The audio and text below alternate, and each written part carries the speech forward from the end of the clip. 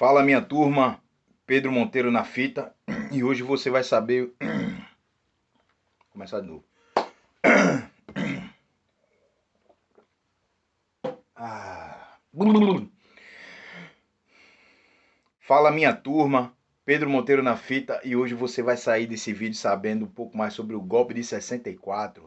O golpe de 1964 que deu origem ao regime militar brasileiro, a ditadura no Brasil. Para entender o golpe de 64, a gente tem que voltar um pouquinho no tempo, entender o contexto da Guerra Fria.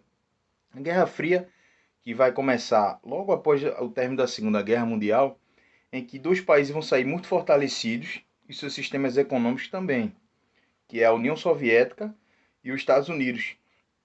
Esses dois países vão rivalizar, principalmente no campo da política, porque eles tinham dois tipos de sistema econômico diferente, né? O capitalismo e o comunismo, né? Então eles vão pleitear essa hegemonia econômica influenciando outros países. Então essa guerra foi chamada Guerra Fria porque eles influenciaram muito de longe, algumas intervenções mais diretas, mas a maioria das influências foram indiretas. Então muitas dessas influências indiretas também vieram para o Brasil e também ajudaram, contribuíram para o golpe de 64. Então uma coisa importante que você tem que entender para entender esse vídeo todo é o sentimento anticomunista que existia na Guerra Fria. Esse sentimento anticomunista veio para o Brasil muito pelos militares, né? Militares que lutaram lado a lado com soldados americanos na Itália contra o regime nazista e fascista, regime fascista italiano. E esses militares, eles trouxeram muito dessa ideologia anticomunista para os treinamentos aqui e estreitaram laços com o exército americano. Então se tinha muito intercâmbio, né, dos militares americanos com os brasileiros. Do governo brasileiro também com o governo dos Estados Unidos da América. Então, essa aproximação ocorreu. Também vale destacar que a União Soviética também teve influência aqui no Brasil, através dos sindicatos, né, e também do Partido Comunista Brasileiro, que desde 1920 já levava pessoas para estudar na Rússia, né, fazer intercâmbios. Há relatos disso, e desde 1920 já ter esse treinamento soviético, né, com cidadãos civis aqui filiados ao Partido Comunista Brasileiro, o PCB, né? Então, dos dois lados essa influência, mas é importante eu falar nesse comecinho para a gente entender por que existia esse sentimento anticomunista aqui no Brasil. Outro fato que foi um gatilho para o golpe de 64 foi a renúncia do presidente Jânio Quadros em 1961. Gente, naquele tempo, o presidente e o vice era eleito de forma diferente de hoje. Hoje é a chapa que é eleita, né? Mas naquele tempo, o presidente era eleito e o vice-presidente também era eleito. Então poderia acontecer, e foi nesse caso, de duas pessoas de ideologias diferentes, pensamento diferente, ser presidente e vice, né? Jânio era mais à direita e Jango tem as ideias mais à esquerda, né? Não dita comunista, não declaradamente comunista, mas se soasse comunista, já era dito como comunista naquela época. E hoje também, né, gente? Hoje também rola isso. O plano de Jânio Quadros, na verdade, ao renunciar, ele pensava que o pessoal ia chamar ele de volta. Ele já tinha feito isso quando era candidato, renunciou à candidatura dele, chamaram ele de volta e deram mais poderes na campanha, para ele fazer o que ele quisesse. Então, como presidente, ele tentou fazer a mesma coisa. Ele elaborou um plano, e foi um grande plano. Ele mandou o Jango para a China, numa viagem de uma missão, né, com alguma desculpa, para a China. Ele fez a carta para ser entregue um dia depois do aniversário da morte de Getúlio Vargas, uma carta inclusive muito parecida, onde ele falava de forças externas que estavam pressionando ele. Mas o tiro sai pela culatra. E os políticos de Brasília disseram, ó, esse cara está querendo fazer um janismo aqui, né, uma ditadura dele aqui, voltar com mais poderes para fazer o que ele quiser. E não vai ser bem assim, a gente resolve depois com o Jango. Quando o Jango volta, ele acha que vai ser o presidente do Brasil, porque ele é o vice, automaticamente o vice assume, né? Mas aí os parlamentares disseram, não, não vai rolar não. Você não vai ser o presidente do Brasil, você é muito de esquerda, né? Então vetaram o Jango como presidente. Ele pede refúgio no Rio Grande do Sul, né, onde Leonel Brizola, que era seu parente, vai dizer, ó, vamos pegar em arma, vamos resistir. Ele ameaça.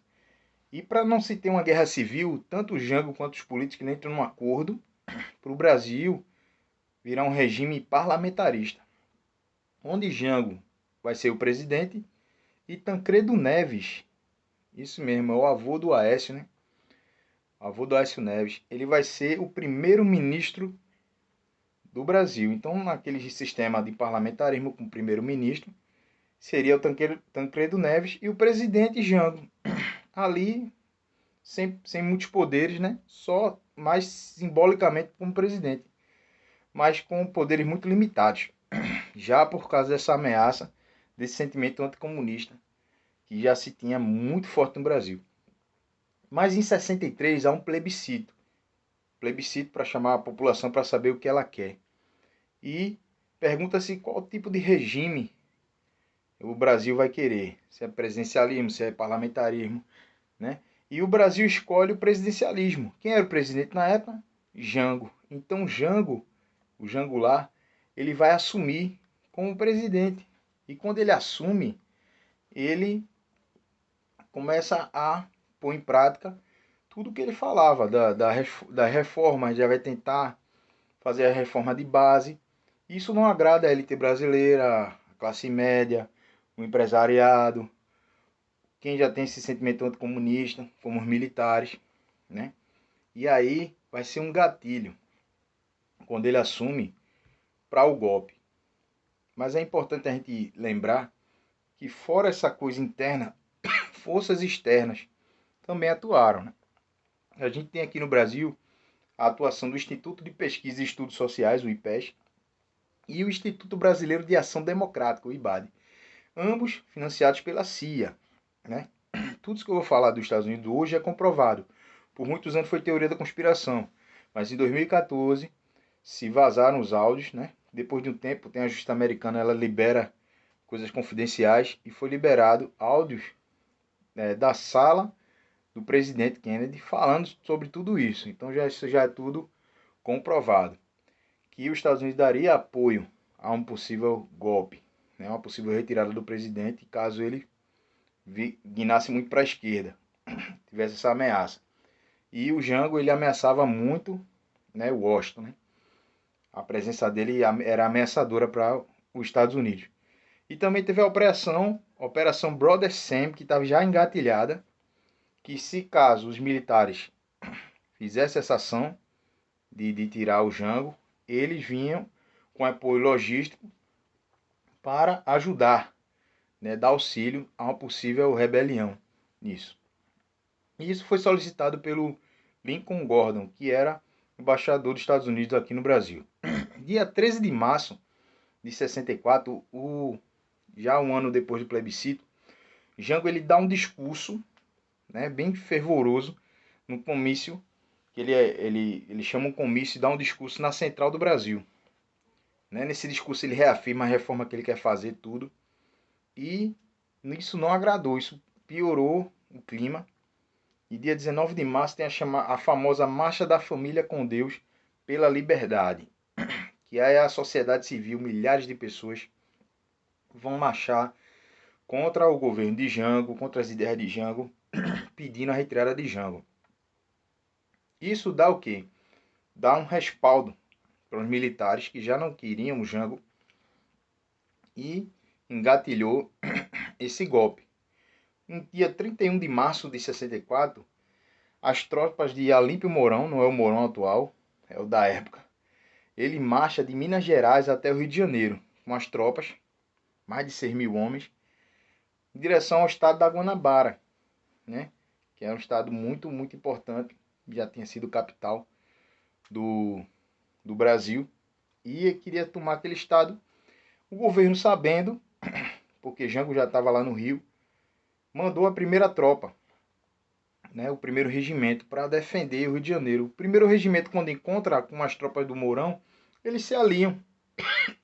Desculpa. eles se alinham e marcham também em direção ao Rio de Janeiro. Então o Jango, vendo que não tem mais apoio, também já vendo a chamada Operação Brother Sen, que está já vindo com navios americanos para cá, uma vertente diz que ele fugiu por fugir mesmo, por medo de enfrentar. E já outra versão vai dizer que ele foge para o Rio Grande do Sul para evitar o banho de sangue, tanto de um lado tanto do outro, para evitar uma guerra civil. Posteriormente ele vai pedir asilo no Uruguai. Né? Nesse dia 31 de março tem essa marcha. E Jango, ele não reage aos eventos, né? Ele não reage, apesar dos aliados chamarem ele para isso, mas ele não reage, nem os aliados dele reagem. No dia 2 de abril de 64, o presidente do Senado, ele declara a vacância na presidência. E Ranieri Mazzilli, presidente da Câmara dos Deputados, assume provisoriamente a presidência. Dia 9 de abril de 64 é instituído o primeiro ato institucional, né? E dia 11 de abril, já logo depois, o general Humberto Castelo Branco, o Castelo Branco, foi eleito indiretamente presidente do Brasil, né, pelos parlamentares. E aí se dá início ao período da ditadura no Brasil. Esse foi o golpe de 64. Espero que você tenha gostado do vídeo. Compartilha, indica para um amigo aí e valeu!